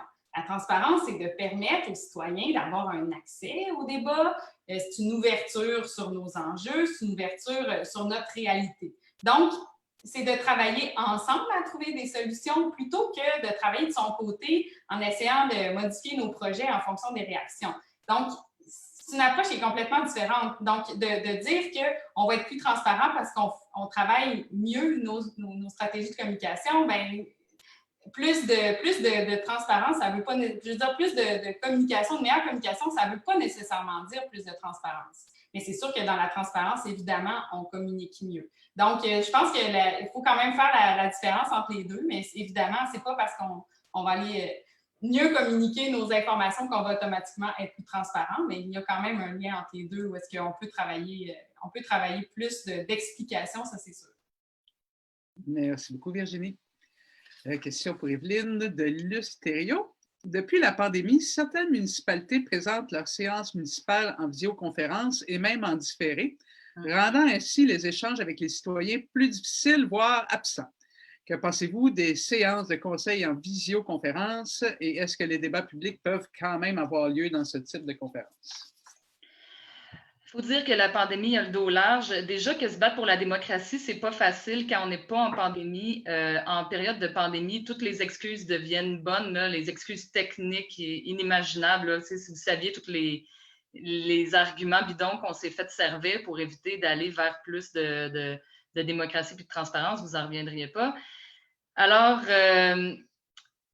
il faut quand même reconnaître qu'il y a une chose qui a été positive au niveau de la web diffusion. Bien, en fait, je pense que même avant la pandémie, là, la web diffusion donne quand même accès à des gens qui ne se déplaceraient pas à l'hôtel de ville pour écouter un conseil municipal. Et avec la pandémie, on était un peu obligé aussi de ne pas juste web diffuser. Donc, ce n'est pas juste de l'information à sens unique, mais on est obligé aussi en tout cas, trouver une manière de recevoir les questions. Donc, il y a certains avantages. Le gros désavantage, c'est que après ça, c'est un peu, tu sais, je veux dire, je nommerai pas de municipalité, là, mais il y a des municipalités où est-ce qu'il y a des questions qui sont reçues, qui sont filtrées, la moitié sont même pas lues en séance, puis ils n'obtiennent pas de réponse, puis tu sais, c'est comme... Puis il y a pas, tu sais, je veux dire, quand ce genre de choses-là survient, là, il n'y a personne pour nous défendre. Mettons qu'on constate qu'il y a un bris démocratique, là, comme celui que je viens de vous dire. Là, mettons, la municipalité X a reçu 10 questions, puis on a la preuve, hors de tout doute, qu'il y en a seulement 2 qui ont été traitées au conseil municipal. Que fait l'élu qui se rend compte de ça? Poursuit la municipalité. C'est à peu près la seule chose qui devrait... en ce moment-là, c'est la seule chose qui a à la portée de la main pour essayer de corriger la situation. Honnêtement, là, genre, faudrait quasiment poursuivre la ville à tous les jours. Toutes les municipalités du Québec pourraient quasiment être poursuivies à tous les jours pour des gestes antidémocratiques. Fait que ça fonctionne pas, là, le système, quand c'est notre seule façon d'être défendu. Fait que, bref, tout ça pour dire qu'il y a... évidemment, là, tu sais, il y a des bons exemples, là, juste parce que c'est mieux de parler de ce qui va bien. La municipalité de Maïté Blanchette-Vézina, je ne me suis pas trompée. Sainte-Luce, par exemple, qui est une petite municipalité que j'ai donnée en exemple à la ville de Sherbrooke en espérant les gêner un peu d'être moins bons qu'une petite municipalité du Bas-Saint-Laurent. Eux, ils font leur conseil en direct sur le web. Les questions peuvent être posées en direct de toutes les façons imaginables. Pour vrai, il faut vraiment que tu le veuilles pour ne pas être capable de participer à la vie démocratique à Sainte-Luce. Malheureusement, je pense que des exemples comme Sainte-Luce, s'il y en a 2 ou 3 sur les 1000 municipalités du Québec, c'est bon. Il y a beaucoup de municipalités qui ont plutôt profité de la belle excuse qu'il y avait pour faire des reculs démocratiques à différents niveaux. Et ça, ben, tant que la population ne s'en scandalisera pas et que les médias ne seront pas sur le dos des politiciens, ça ne changera pas. Sur ces belles paroles réalistes. Une prochaine question qui nous vient de Jupiter Nacla. La transparence serait-elle un bon thème électoral? J'imagine qu'une de vous deux peut répondre à cette question. En fait, oui. Je peux y aller. En fait, ce que je répondrais, c'est oui, mais je pense qu'il faut quand même se méfier parce qu'il y a quand même eu, je pense que dans l'histoire des élus qui ont dit « Moi, je veux être un maire transparent », puis une fois au pouvoir, finalement, il fait comme les autres, puis il n'y change rien. Donc, nous, c'est pour ça, en fait, qu'Evelyne et moi, puis là, quand on disait 40 élus en introduction, finalement, on est rendu beaucoup plus que 40, là. Mais c'est qu'on voulait, à la base, exiger que la ministre modifie la loi justement pour qu'on soit obligé d'être plus transparent partout au Québec en même temps, puis que ça ne soit pas qu'une raison de dire « Bon, ben moi, je vais être une mairesse transparente, je vous le garantis. » C'est sûr que si Evelyne et moi, on se présente, on va être des mairesses transparentes. Je pense qu'il n'y a pas de doute là-dessus.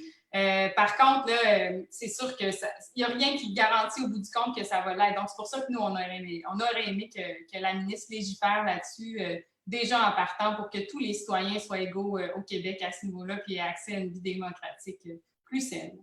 Si je peux compléter la réponse de Virginie, un thème électoral, c'est pas juste choisi par un politicien. C'est aussi vous, la population. C'est la population qui impose des thèmes électoraux. C'est les médias qui posent des questions. Je veux dire, nous, dernière campagne électorale, tous les candidats à la mairie se sont fait demander « Allez-vous web diffuser intégralement les séances du conseil? » Parce que ça fait 3 ans que vous le faites demander quasiment à toutes les séances du conseil. Ils ont été obligés de répondre à ça, puis ça a influencé le vote après. Fait qu'un thème électoral n'est pas juste choisi par les politiciens qui font campagne, il est aussi imposé par les citoyens mobilisés qui questionnent.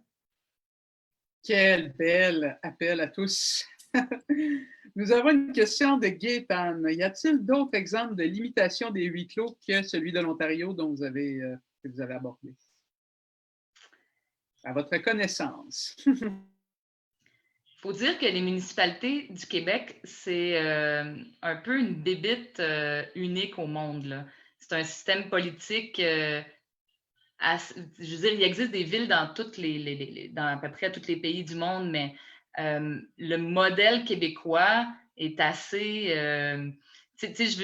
mettons, aller comparer à l'extérieur du Québec, ça devient difficile parce que ils n'ont peut-être pas de conseil municipal, puis ils n'ont peut-être pas de huis clos, ou en tout cas, ils ont des conseils municipaux, mais ils n'ont peut-être pas de huis clos. Après ça, d'autres villes qui ont fait des gestes significatifs en faveur de la transparence, on nomme souvent Gatineau, qui, selon ce qu'on entend, bon, c'est pas juste du bon, là, mais quand même, c'est une ville qui est souvent citée parce qu'au moins, il y a un souci. Puis il y a eu des gestes concrets pour aller dans le sens d'une plus grande transparence. Alors, c'est ça. Si je peux me permettre aussi, rajouter peut-être qu'aux États-Unis aussi, c'est interdit les huis clos dans les municipalités. C'est sûr que la particularité qu'on vit au Québec, c'est qu'on a énormément de petites municipalités. On est 1100 municipalités au Québec. Puis, ça a comme créé une espèce de système particulier où est-ce qu'il y a des petites villes. Il y a même une ville là, au Bas-Saint-Laurent de 50 habitants. Donc, vous pouvez imaginer qu'un conseil municipal qui gère 50 habitants, bien, on n'a pas un système qui est facile à changer parce que c'est implanté dans beaucoup de petits milieux. Donc, il y aurait beaucoup de travail à faire, mais en même temps, c'est pas parce qu'il y en a beaucoup qu'il ne faut pas le faire. Hein. Je pense que le défi est important, mais il va falloir éventuellement changer les façons de faire peut-être que c'était aussi pour simplifier les choses qu'on fait ça de cette façon-là, mais c'est sûr que oui, c'est ça. Je pense que le fait qu'on soit beaucoup de petites municipalités joue là-dedans. Ouais. Puis pour répondre aussi à la question, tu sais, l'Ontario nous offre un modèle qui nous apparaît intéressant, puis qui nous apparaît pas juste intéressant à Virginie et à moi, mais aussi à France Charbonneau, qui est quand même pas n'importe qui. Mais, je veux dire, si on voulait au Québec se doter d'un modèle de transparence un peu différent de celui de l'Ontario, il y aurait certainement moyen de trouver un entre-deux. Ne serait-ce qu'en dévoilant, par exemple, à Trois-Rivières, leurs séances à huis clos sont accessibles par les journalistes. Bon, peut-être que ça peut être un entre-deux possible. Ou peut-être qu'on pourrait publier les ordres du jour et les procès-verbaux de nos rencontres à huis clos, sans donner l'accès au public, sans nécessairement avoir de période de questions. Il existe un continuum là, pratiquement infini de possibilités entre ce qui se passe en ce moment, qui selon moi est un des bouts du spectre là, au niveau de l'opacité, puis l'autre bout du spectre étant l'Ontario, où tu peux te faire blâmer là, par l'ombudsman de l'Ontario si tu as osé tenir un débat qui aurait dû être public en privé. Tu peux avoir un blâme de l'ombudsman en Ontario. Fait que, tu sais, tu as les deux extrêmes. Il existe différentes possibilités entre les deux. Là. Ça peut se définir. Mais après ça, le problème, c'est qu'on a 1000 municipalités au Québec, puis c'est tellement différent d'une municipalité à l'autre. Je veux dire, il y a des municipalités où est-ce que c'est même pas web diffusé, puis il y en a d'autres où est-ce que il y a des rencontres publiques quasiment toutes les semaines. Fait que, il faut vraiment que le gouvernement prenne ce sujet-là puis agisse de façon concrète au niveau du Québec au complet. Là. Excellent, merci. Une question de Rémi. La représentation n'est-elle pas la source même du problème? Je pense qu'on sous-entend ici que ça prend peut-être plus que juste des débats publics. Donc, la représentation, c'est parce qu'on parle de démocratie participative plus? C'est une grande question. Oui, effectivement, là, c'est peut-être pas très clair comme question, en fait, ce qu'on sous-entend par là, mais effectivement, la question dans une démocratie représentative, normalement, on devrait avoir justement toutes les couches de la population qui sont représentées. Or, sachant que les conseils municipaux, bien, comme encore une fois, comme dans de nombreuses petites municipalités, bien, c'est beaucoup de travail, c'est presque pas rémunéré, c'est du travail bénévole. Bien, souvent, on se ramasse à avoir des gens qui sont retraités. Plutôt que d'avoir des jeunes. On a souvent des hommes plus que des femmes. Donc, c'est difficile d'avoir une représentativité de la population dans le contexte actuel aussi. Donc, la démocratie représentative, finalement, n'est pas très représentative. Puis je vous dirais, moi, déjà, si on avait une représentation, ce serait pas pire. Je sais pas, tu sais, quand j'arrive puis que je demande, tu sais, je veux dire, la démocratie représentative, ça veut pas dire qu'on ne fait pas de consultation puis d'activités participatives, là. Moi, quand j'arrive avec un projet de budget participatif puis que je me fais dire, franchement, Evelyne, on est élu pour décider, je trouve pas que les gens sont dans une démocratie représentative quand ils me répondent ça. Excellent, merci. On a une question de Jasmin. Est-ce qu'un élu a déjà été condamné pour ne pas avoir respecté un huis clos? Bien, ça, je ne suis pas avocate, que j'ai pas tout creusé la jurisprudence sur le sujet. Donc, sur la place publique, ils sont condamnés. Pardon? Oui, on dirait que c'est plus sur la place publique qu'ils sont condamnés, en fait. Exact. Il faut savoir que quand on est élu, là, être condamné, là, ça peut être juste d'avoir fait le front de la tribune sur la tribune étant à Sherbrooke, le journal local. Là. Fait que quand tu fais le front sur un mensonge ou sur de la médisance sur toi, ben, tu as été condamné. Là. Même si c'est pas vrai, même si tu as juste été faussement condamné, puis tu n'as pas eu besoin d'un juge au tribunal, dans la tête du monde, tu es déjà coupable. T'sais. Fait que. Mais après ça. Oui, il y en a quand même, il y en a des cas. Là, en fait, la Commission municipale du Québec a quand même, bon, j'en connais un cas, entre autres, d'une personne qui a été reconnue coupable d'avoir effectivement sorti une information d'un huis clos qui a eu un impact là, important, ce qui est pas du tout mon cas en passant. J'ai eu aucune raison officielle ni aucune preuve. Là. Moi, on m'a sorti beaucoup pour des raisons basées sur des perceptions, en fait. Il faut dire aussi que la question n'est pas mauvaise dans le sens où on se fait tout le temps attaquer sur cet enjeu-là. On se fait tout le temps dire qu'on est en train de briser de l'information confidentielle à tout bout de champ. Le problème, c'est que c'est mal défini c'est quoi une information confidentielle. D'après moi, s'il y a des gens qui ont été condamnés dans le passé, mais comme je vous dis, ce serait des choses à vérifier, c'est des gens dont l'information confidentielle qui a été fournie avait un impact, a eu une conséquence grave sur la municipalité.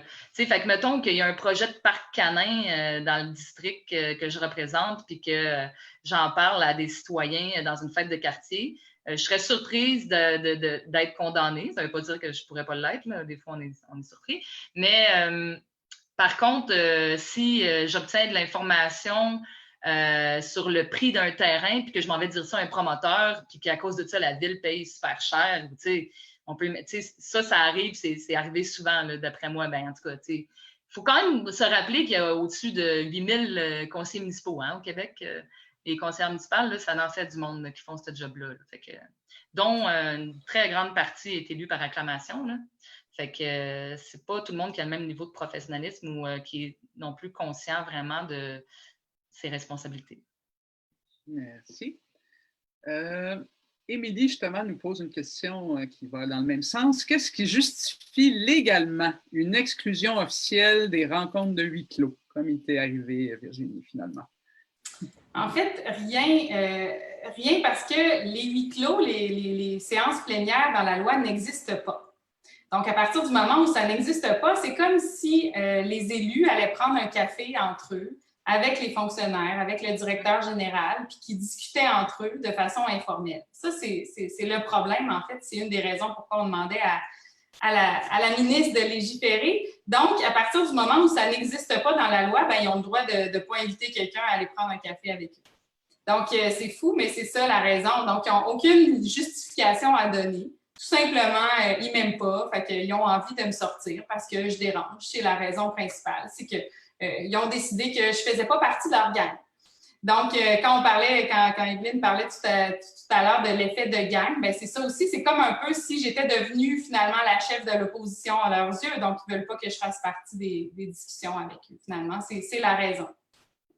Oui. Puis, les seuls, d'après ce qu'on a vu dans la jurisprudence, le seul cas où on pourrait aller devant un juge, c'est si la municipalité avait décidé d'inscrire l'existence de la plénière ou du huis clos dans son règlement municipal. Ce qui est pratiquement jamais fait. Et je vais vous dire, nous, à Sherbrooke, on l'a réclamé d'inscrire le huis clos dans le règlement municipal. Et ben, ils ont décidé de ne pas le faire parce que, et je vous jure, là, ouvertement, ils ont dit, si on l'inscrivait dans le règlement municipal, on ne pourrait plus faire ce qu'on veut. Alors, ils ne veulent pas l'inscrire dans le règlement municipal. C'est ça. C'est clair. Donc, c'est pour ça que c'est complètement ridicule de laisser la gestion de la démocratie et la protection de la démocratie aux municipalités. La démocratie ne devrait pas être un enjeu partisan. Ça devrait être le gouvernement du Québec qui oblige toutes les villes à fonctionner démocratiquement. Ça devrait être sa responsabilité. C'est pour ça qu'on est allé voir la ministre des Affaires municipales.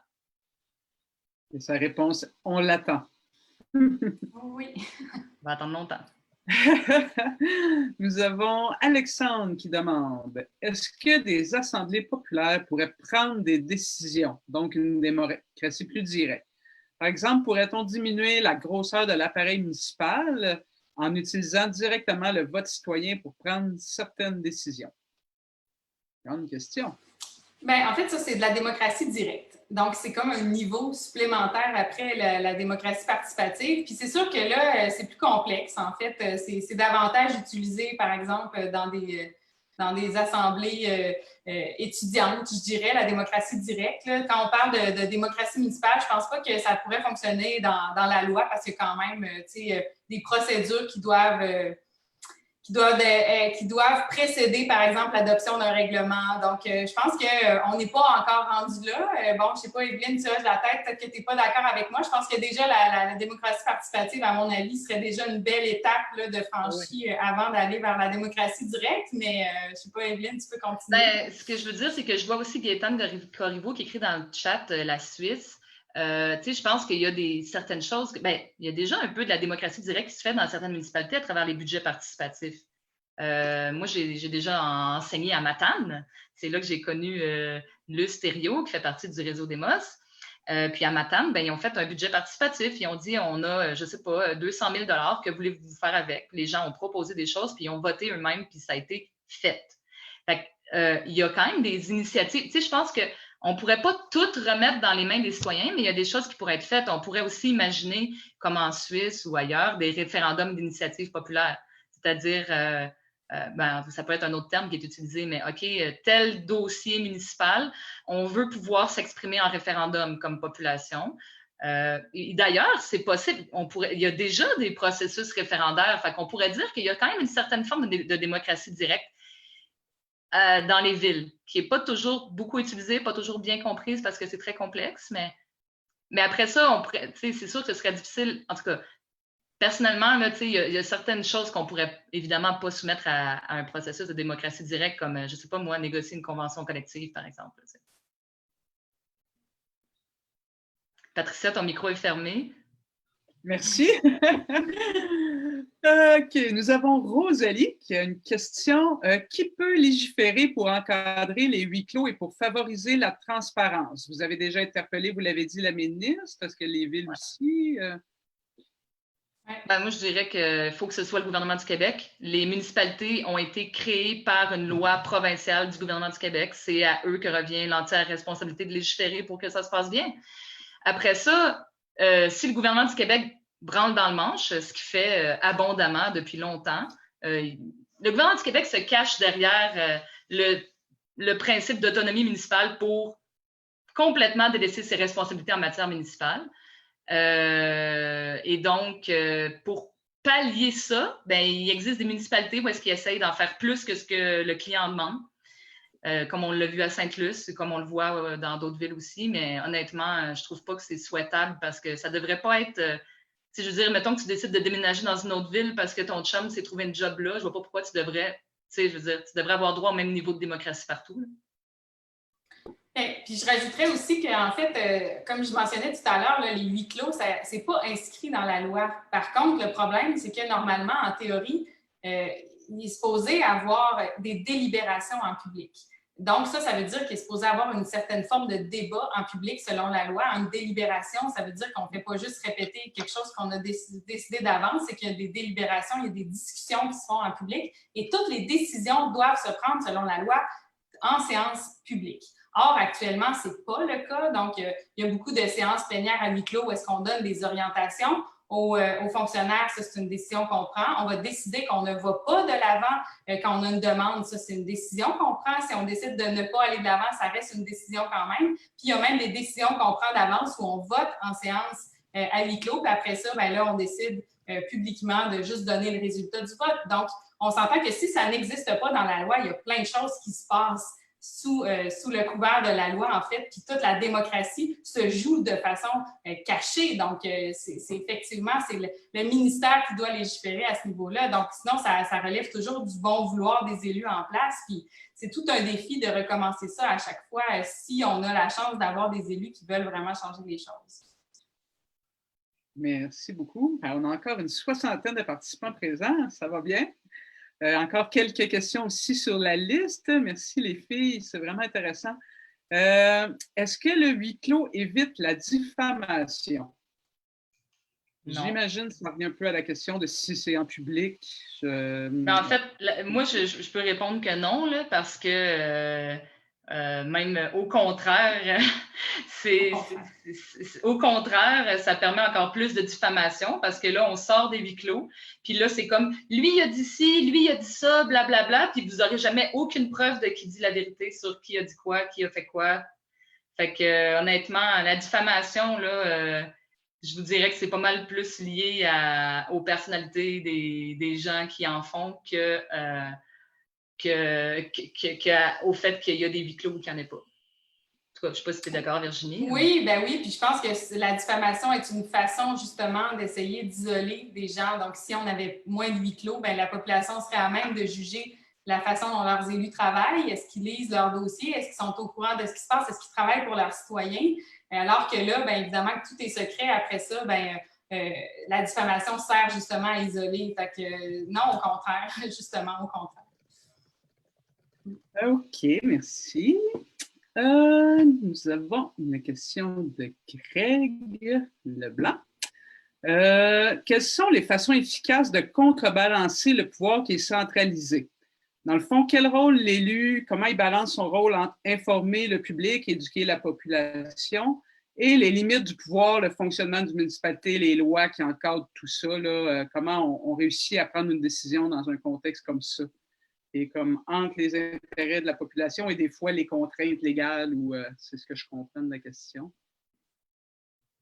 Comment on fait pour prendre des décisions à travers toutes les contraintes qu'on a, les pressions de la population, les contraintes légales et tout ça?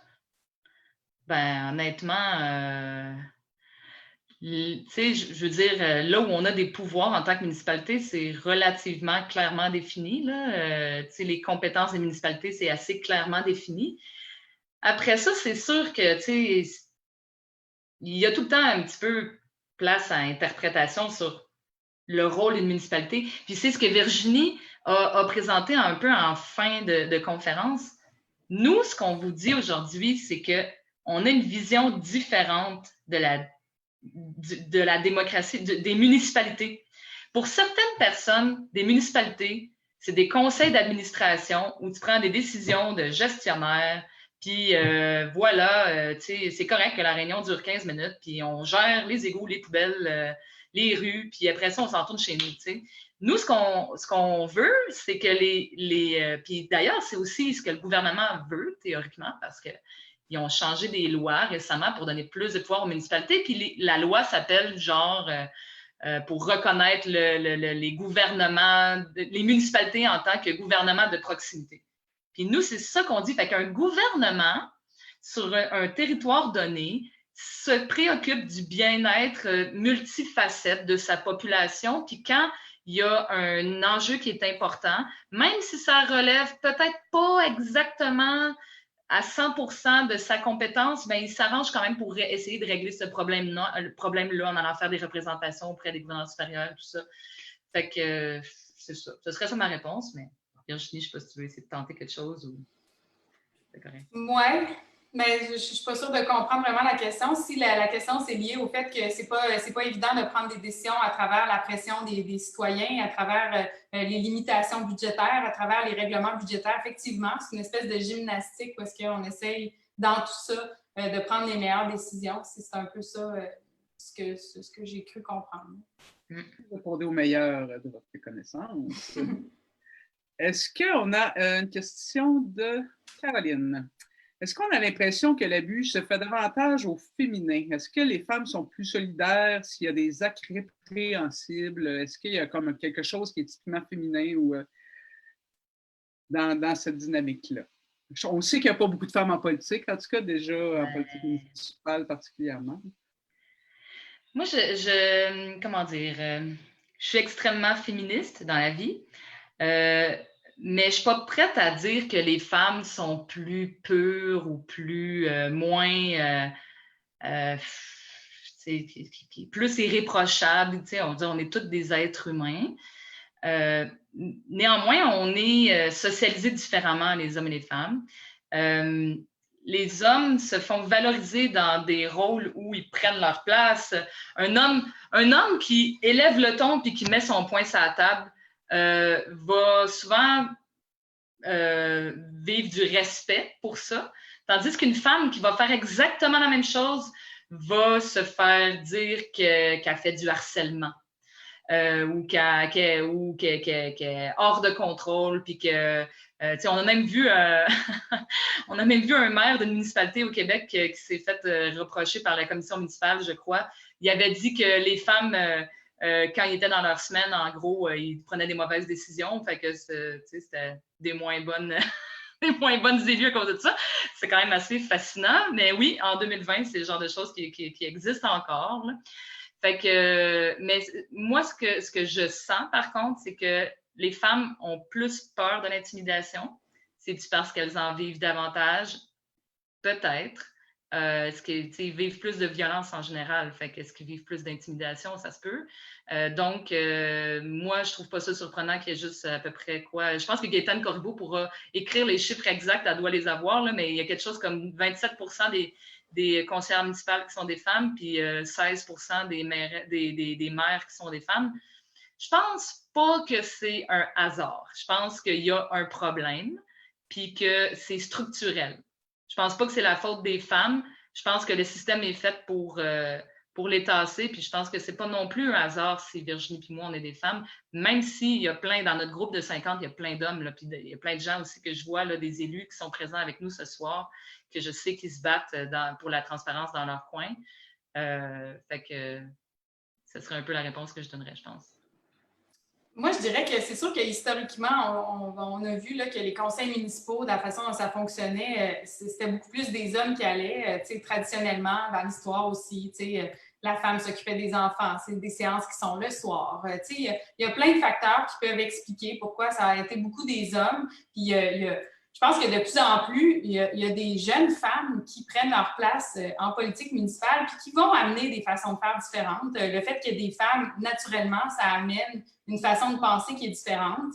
C'est sûr que c'est une culture qui est instaurée depuis longtemps, mais je pense que, je trouve qu'on se pose souvent la question comment on fait pour avoir plus de femmes en politique? C'est souvent des questions qu'on voit un peu partout. Puis je trouve qu'on ne se pose pas assez la question à savoir est-ce qu'on ne devrait pas essayer de changer la politique pour qu'il y ait plus de femmes qui aient envie d'y aller? Moi, c'est plutôt comme ça que je poserais la question parce que peut-être qu'il y a des changements qu'on peut faire qui vont faire en sorte que ça va être attirant. Puis je parle pour les femmes, mais je parle aussi pour en général, les gens, la politique municipale, c'est pas très attirant.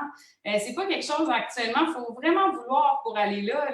C'est ingrat, la politique, c'est vraiment ingrat. Donc, je me dis, en général, c'est sûr que si on veut être plus attractif pour avoir des personnes qui vont vraiment nous aider à améliorer le système, il faut essayer de changer la politique de l'intérieur. Puis c'est pour ça que Evelyne et moi, on travaille fort sur la question de la transparence, entre autres, qui va permettre d'avoir des séances qui vont être plus saines, parce que quand on parle de plus de transparence, on parle évidemment de moins de risques d'intimidation, donc ça peut être plus rassurant pour des personnes, des femmes, entre autres, de vouloir venir en politique. Donc, c'est tout ça, je pense qu'il faut le voir de cette façon-là. Excellent, merci. On va en prendre encore 4-5, l'heure avance, lâchez pas. Il y avait une question sur... en fait, vous parlez d'encadrer par le gouvernement, vous demandez tout ça pour le huis clos. On demande ici, est-ce que ce serait possible carrément d'interdire les huis clos vraiment sauf exception? Est-ce qu'on pense que c'est vraiment nécessaire d'interdire au maximum ou il y a quand même des situations, vous l'avez un peu nommé tantôt, là, les cas de convention collective, etc.? Oui, non, c'est ça. En fait, il y a vraiment des cas spécifiques qui nécessitent d'avoir, évidemment, une confidentialité qui est conservée, là, c'est sûr. Mais je pense que c'est une question d'y aller par étapes. Evelyne l'a un peu dit tout à l'heure. Pourquoi ne pas commencer par déjà en partant, ne pas commencer à dire d'avance qui va proposer, qui va appuyer. On peut-tu juste essayer de dire en direct qui va proposer et qui va appuyer? Ce n'est pas un grand défi, mais bon, c'est ça, on part de loin. Là. Donc, je pense qu'il pourrait y avoir certaines formes d'étapes, puis après ça, ben, essayer un petit peu plus, puis un petit peu plus, puis tu sais, y aller tranquillement si les gens sont pas prêts à ça. Tu sais, nous, on n'est pas des filles qui voulons tout révolutionner puis tout briser. Là, on veut juste aller vers quelque chose de plus transparent puis amener nos municipalités à évoluer vers quelque chose vers une meilleure démocratie. Donc, je pense que c'est ça. On peut y aller en fonction du rythme avec lequel les gens sont prêts à aller, mais éventuellement, c'est sûr qu'il va falloir aller vers plus de transparence. Juste là, déjà, si le gouvernement obligeait les municipalités qui font des séances plénières à les inscrire dans leur règlement municipal, là, juste ça, ce serait un gain immense parce qu'il y a bien des choses qu'ils font en ce moment qui ne seraient pas game d'écrire dans un règlement municipal. Comme par exemple, j'ai le goût d'exclure Virginie Proulx parce qu'elle me dérange, parce qu'elle pose trop de questions, fait que je l'exclus. Une fois que c'est encadré je veux dire, une fois que c'est mis dans un texte de règlement municipal, là, ça devient pas mal plus difficile. Nous, ce qu'on a à Sherbrooke, c'est qu'en ce moment, dans les séances à huis clos, nous, vu qu'on est une ville de plus de 100 000 habitants, on a droit à du personnel politique. Le maire a du personnel politique, puis nous, comme opposition, on a du personnel politique.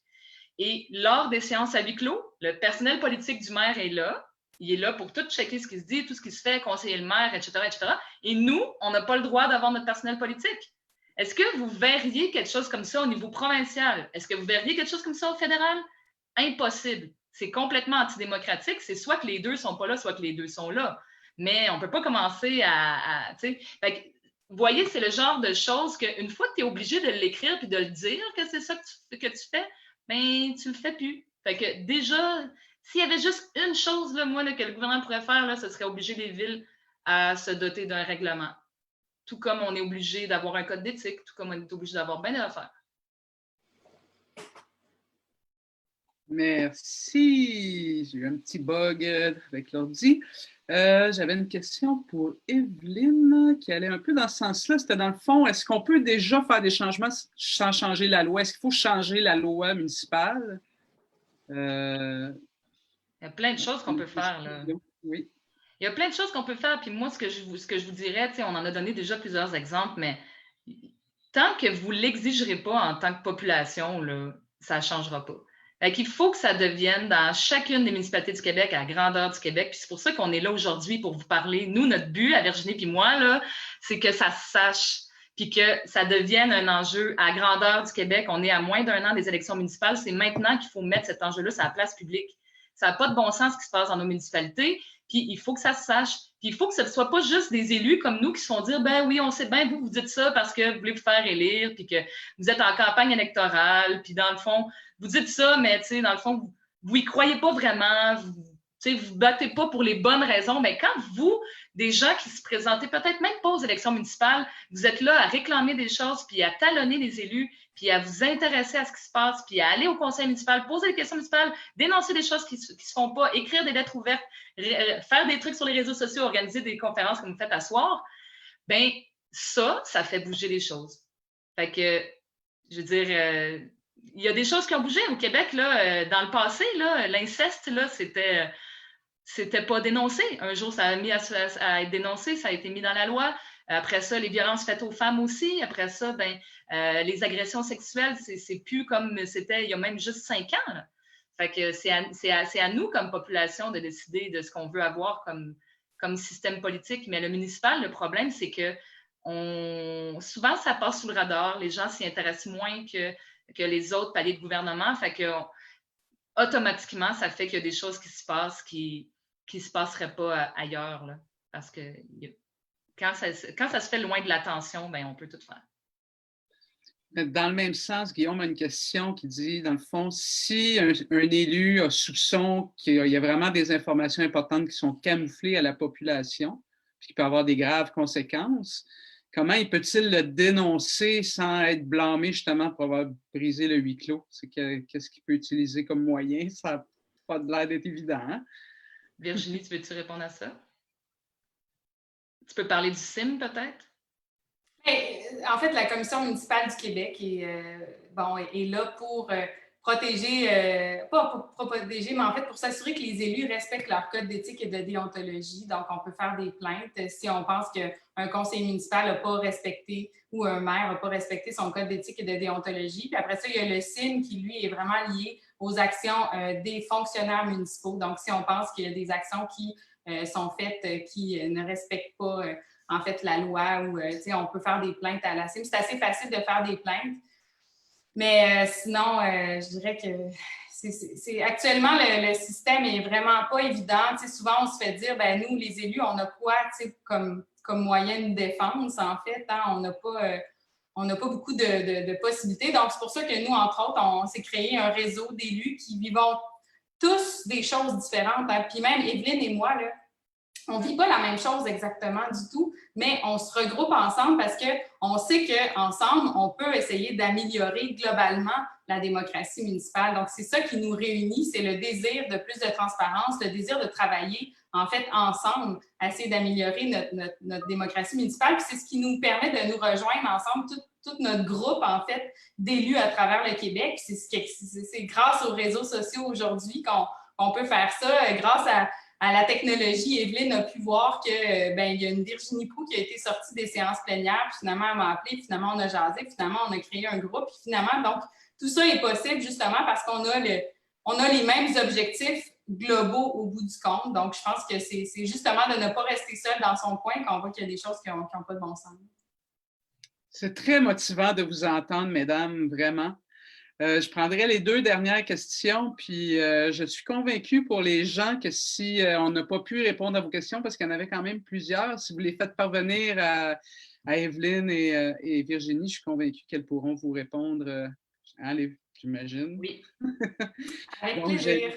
Gênez-vous pas suite à la conversation. Vous pouvez aussi passer par le réseau Demos au besoin, il n'y a pas de problème. On est tous sur ces charmants médias sociaux et vous l'avez bien dit, ça peut parfois être bien précieux pour faire avancer la démocratie. Alors, l'avant-dernière question de Jasmin, doit-on augmenter le pouvoir de la commission municipale et surtout leur rapidité d'action? Vous venez un peu de le dire, hein, il y a la commission municipale, mais il n'y a peut-être pas tout le monde qui est familier avec cette institution-là. Oui, institution qui est née... en fait, c'est ça, institution qui est née à la suite de la commission Charbonneau. Mais on le sait, là, ses pouvoirs sont vraiment limités à tout ce qui touche tout ce qui touche le code d'éthique et de déontologie des élus, mais ça devrait aller au-delà de ça, effectivement. Ce qu'on réalise aussi, c'est que il y a encore des cas beaucoup plus flagrants, en fait, où il y a vraiment des élus qui avantagent encore leurs beaux-frères ou qui font encore des actes illégaux. Donc, après ça, nos débats sur plus de démocratie, plus de transparence, on dirait que pour la commission municipale, c'est peut-être pas encore ce qu'il y a de plus grave comme problème, malheureusement. Donc, je pense qu'effectivement, il faudrait élargir son pouvoir. C'est sûr que c'est perfectible. En même temps, actuellement, mettons que je suis dans une séance à huis clos, puis que je suis en train de critiquer le travail du maire, puis que le maire me pointe du doigt, puis il me crie après, puis il dit « Madame Baudin, faites attention à ce que vous dites parce que vous savez très bien que j'ai le pouvoir de vous sortir. » Aucune conséquence à la commission municipale. Fait que je pense pas que ce soit une solution qui fonctionne. Beaucoup d'améliorations à faire. Absolument. Gaëtan nous demande pourquoi les médias ne vous relaient pas. J'ai l'impression qu'elle considère que vous n'êtes pas suffisamment relayé dans les médias. Est-ce que c'est votre constat aussi? On est relayé, je dirais, au niveau local, chacune de nous. Mais on n'est pas encore, mais ça ne veut pas dire que ça ne pourra pas l'être, là, on n'est pas encore beaucoup relayé au niveau national, malgré qu'on est en train de travailler là-dessus. Puis une des raisons pour lesquelles on n'est pas beaucoup relayé au niveau national, c'est que les médias sont ultra occupés puis surchargés, puis ils font ce qu'ils peuvent là, pour couvrir le municipal et tous les autres paliers, puis une pandémie, puis tout. Les médias nationaux sont beaucoup situés à Montréal et à Québec où ils vivent quand même des situations différentes parce que justement, à Montréal puis à Québec, vu qu'il y a beaucoup plus de surveillance de l'appareil municipal, ils sont obligés à une plus grande transparence puis ils sont obligés d'être un petit peu plus, disons-le comme ça, marcher un peu plus les fesses serrées. Fait que Fait que vu que les médias nationaux sont dans ces deux villes-là où les problèmes sont peut-être un peu moins flagrants que dans les autres villes du Québec, ça fait en sorte qu'on a moins de portée là, au niveau national. Puis, tu sais, je veux dire, il y a des difficultés hein, dans les médias régionaux. Il y a des municipalités où ils n'ont aucun média régional. Là. Fait que c'est pas évident après. Bien, effectivement, comme à Rimouski, nous, on n'a pas de médias, on n'a pas de quotidien, en fait. Donc, il y a certains médias alternatifs, mais on peut parler de la question de des médias pendant longtemps. On sait aussi que, par exemple, il y a un journal qui, lui, reçoit, par exemple, toutes les annonces de la ville.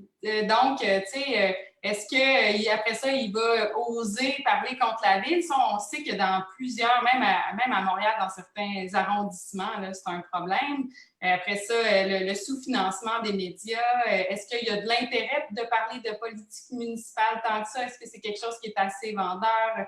Il y a plein d'éléments qui sont liés aux médias qui ne nous aident pas effectivement dans ce combat-là. Nous, on a essayé d'attirer l'attention des médias nationaux quand même en allant à Québec déposer là, notre demande à la ministre, mais on a eu une couverture, mais on dirait que ça reste encore pas un sujet qui soulève les foules tant que ça encore. Donc, je pense qu'il faut continuer le travail parce que les gens ne réalisent pas à quel point ça a un impact sur leur avenir, tout ce qui se décide dans les municipalités aujourd'hui. Donc, c'est super important, en fait, de s'y intéresser. Donc, on travaille là-dessus fort, mais effectivement, je pense qu'on pourrait avoir une meilleure couverture journalistique et médiatique. Vous avez des contacts, là, on est bien preneuses. Nous, on est prêtes à fournir bien du monde pour aller témoigner à la caméra de ce qui se passe, puis dénoncer. On se voit un peu comme des sonneuses d'alerte, fait que on est là. Et d'ailleurs, le réseau des MOS projette de faire d'autres soirées avec Evelyne et Virginie parce qu'en préparant tout ça, on s'est rendu compte qu'il n'y avait pas juste les huis clos et les séances publiques qui pourraient être vraiment intéressants. Hey, mais Patricia, je peux-tu, avant que tu conclues, parce que je sens que tu es pour conclure, c'est qu'il y a certaines questions que j'ai vues passer dans le Zoom là, par rapport à... que j'aurais pas vu. Ah non, mais c'est pas grave, là, c'est juste que je me permets. Là. Ben oui. Des comparaisons avec le niveau national, je veux dire, québécois, puis canadien, puis c'est quelque chose qu'on a beaucoup à faire, nous. On se fait beaucoup dire comme municipalité, comme faut que vous soyez solidaires comme un conseil des ministres. Puis on se fait dire, ben il y en a des huis clos au niveau national, justement, au conseil des ministres et tout ça. Mais il faut savoir, c'est pas facile de répondre. Tu sais, je pense qu'on pourrait faire une conférence quasiment complète juste sur ça, là, mais le municipal, là, le conseil municipal, c'est à la fois un conseil des ministres et une chambre des représentants. Donc, ce qui est particulier dans les huis clos, là, vous l'avez peut-être compris, ou bien dans les séances plénières, c'est que les fonctionnaires sont présents. Puis c'est la seule façon d'obtenir l'information, là, Virginie, en ce moment, là, il y a plein d'informations qu'elle n'a juste pas accès parce qu'elle n'est pas dans ces rencontres-là. Alors qu'elle est une élue du peuple qui est supposée représenter et défendre les citoyens du BIC. Ça n'a pas de bon sens. Et dans la jurisprudence, ce qui fait que, justement, tu sais, Virginie a parlé de l'absence l'absence légale là, de l'existence là, des huis clos, c'est que dans le fond, les juges qui se sont prononcés là-dessus dans le passé, ils ont dit, ben dans le fond, les huis clos, c'est un peu comme des caucus. Fait qu'il faut que vous voyez ça un peu comme, c'est comme s'il y a du monde qui trouvait que le municipal, c'était comme une espèce de, comme si vous étiez tous dans un même parti unique, puis que vous vous rassemblez ensemble pour discuter ensemble, comme le ferait un caucus de partis politiques, puis que vous prenez vos décisions comme ça. Mais il y a un problème là-dedans, c'est que quand le Parti québécois ou bien le Parti libéral se rencontrent en caucus puis en membres, tu sais, puis que c'est les membres du Parti québécois qui discutent de bon, qu'est-ce qu'on fait pour tel dossier, l'existence des commissions scolaires, ils ne se font pas alimenter, ils ne sont pas alimentés là par des fonctionnaires. Là. Ils sont en train de prendre des positions politiques en tant que politiciens, en tant que groupe de politiciens. Moi, je n'aurais pas de problème là, à ce qu'ils m'excluent d'une rencontre ou est-ce qu'ils jasent entre eux de positions politiques communes, les autres élus à Sherbrooke. Le problème, c'est que les huis clos sont des vrais conseils municipaux parallèles aux conseils municipaux publics. Et quand on est exclu quand on ne peut pas jouer pleinement notre rôle dans cet espace-là, on ne peut pas jouer pleinement notre rôle d'élu, point. Et ça, c'est un problème.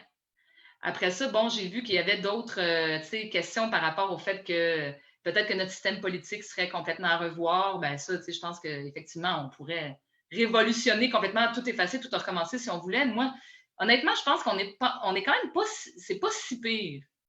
C'est juste qu'il y a quand même des choses fondamentales qui devraient être changées, qui peuvent être changées, et qui vont être changées. Fait que c'est ça. Je pense qu'on peut encore, on peut faire des gains. Puis je pense que ça dépend de la pression que le gouvernement du Québec a et que les élus ont dans les villes. Je ne sais pas, Virginie, si tu voulais parler au niveau des... Parce que je suis sûre que tu t'es fait beaucoup casser les oreilles avec ça, les comparaisons avec le gouvernement du Québec et du Canada dans ta situation. Là. Non, effectivement, c'est complètement différent. Je pense qu'on ne peut pas considérer ça comme des caucus politiques, justement parce qu'il y a une présence de fonctionnaires, puis il y a des présentations sur l'avancement des dossiers. Là, donc, ce n'est pas du tout la même chose. Il faut faire attention à ce niveau-là. Si les élus veulent se faire des rencontres entre eux, ce n'est pas la même chose, là, effectivement. Je préciserais juste, par contre, que selon la loi, même si je suis exclue des séances plénières, je suis obligée d'avoir accès à toutes les informations. Donc, j'ai des rencontres quand même avec les fonctionnaires pour avoir l'avancement des dossiers. Par contre, je n'ai pas accès au débat. Je n'ai pas pu ni décider des orientations du budget, ni pouvoir analyser même le budget puis faire des choix par rapport à ça. Donc, c'est plus à ce niveau-là les problèmes que ça engendre. Ni influencer la prise de décision. Parce que notre rôle de politicien, c'est d'influencer, c'est d'essayer que la prise de décision se prenne dans un sens ou dans l'autre. Je veux dire, dans le fond, ce qu'ils se disent à Rimouski, c'est on est majoritaire, fait que on a à prendre toutes les décisions, puis quand on arrive en public, les décisions sont toutes prises, puis Virginie, elle pourra voter contre si elle veut, mais elle va perdre tout le temps. C'est la frontière entre la démocratie et la dictature de la majorité. C'est ça le problème. La démocratie, ce n'est pas la dictature de la majorité. C'est pas juste, genre, on est plus nombreux, fait qu'on décide. C'est comme, on accepte qu'on est dans un système où on doit s'inter-influencer, où on doit communiquer, puis qu'on doit essayer de prendre la meilleure décision pour tout le monde en tenant compte le plus possible de tout le monde. Ça ne veut pas dire qu'on est tout le temps unanime, mais de nier le droit à une élue de... Puis moi, je me permets de commenter davantage parce que justement, je ne suis pas dans la position de Virginie, puis je peux me commenter sa situation qui m'apparaît complètement inacceptable et antidémocratique. Je ne peux même pas comprendre que le gouvernement du Québec ne soit pas déjà en train de blâmer des gens à Rimouski. Là, je veux dire, depuis quand, par un vote majoritaire de gens, d'adversaires politiques, on peut priver une élue de son droit de faire son travail? C'est ça qu'on vit en ce moment au Québec. Puis c'est pas normal qu'on en parle juste à Rimouski, je trouve. Puis il y en a d'autres, là, Virginie n'est pas la seule, là, on a entendu d'autres noms de gens qui ont été exclus. Comme elle. Là. Fait que, bref, c'était mon petit éditorial là, parce que ça vient me chercher tout ça. On aurait pu continuer encore des heures, je crois. Les gens sont vraiment motivés, plein de questions. On est désolé, malheureusement. La soirée doit se terminer à un moment donné, mais vraiment, un grand merci, mesdames. Vous êtes très inspirantes. Puis on a 1 an devant nous pour vraiment avancer vers des changements pour la prochaine élection. Donc, en tout cas, du côté de Demos, on va continuer d'organiser des événements comme ça. Puis on espère que ce sera avec vous éventuellement. Merci beaucoup. C'était vraiment agréable de discuter avec vous puis de voir qu'il y a de l'intérêt pour la transparence municipale. C'est sûr que pour nous, c'est une bonne nouvelle. C'est une grande participation là, pour un soir de semaine comme ça, là. Ça démontre que oui, la population est là, c'est merveilleux. Puis, moi, je vous dirais, n'hésitez pas, ça prend 25 signatures, je pense, en général, là, pour vous présenter aux élections. Faites-le. Parce que malgré tout ce qu'on vient de dire, là, moi, c'est la plus belle job que j'ai jamais eue de ma vie. Puis, tous les jours, j'ai l'impression de pouvoir changer le monde à ma manière. Fait que foncez, c'est pour vous aussi, cette possibilité-là. Fait que faites-le, présentez-vous. Merveilleux. Absolument. Bonne soirée tout le monde. Merci. Merci tout le monde.